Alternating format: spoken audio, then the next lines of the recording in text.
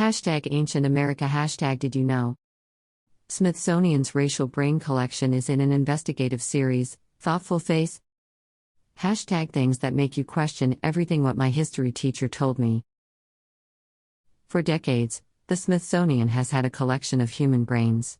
Hidden from public view, the collection contains more than 200 brains. Most were taken from Indigenous and Black people without consent.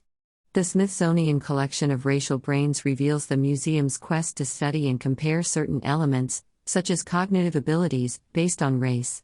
The Washington Post has launched an investigative series into the grisly collection. It has uncovered the process where the National Museum authorized and funded the removal of the brains of minorities from morgues, burial grounds, and hospitals.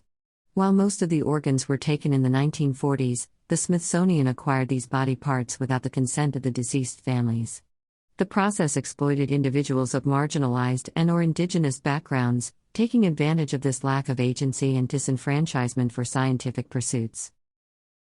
According to the Post, even though the collection became public knowledge, the museum has not prioritized returning the stolen organs to their rightful burial sites or families. The news outlet found that only 4 brains have been returned, as a formal request is required to begin the process. Federal officials have ordered that Native Americans whose deceased family members' brains were used have to be notified, leaving the many Black and other ethnic participants' families to make inquiries on their own.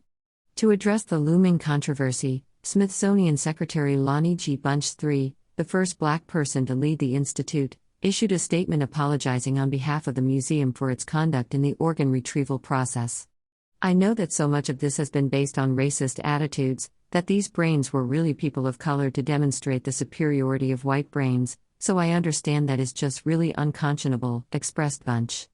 "And I think it's important for me as a historian to say that all the remains, all the brains, need to be returned if possible, and treated in the best possible way."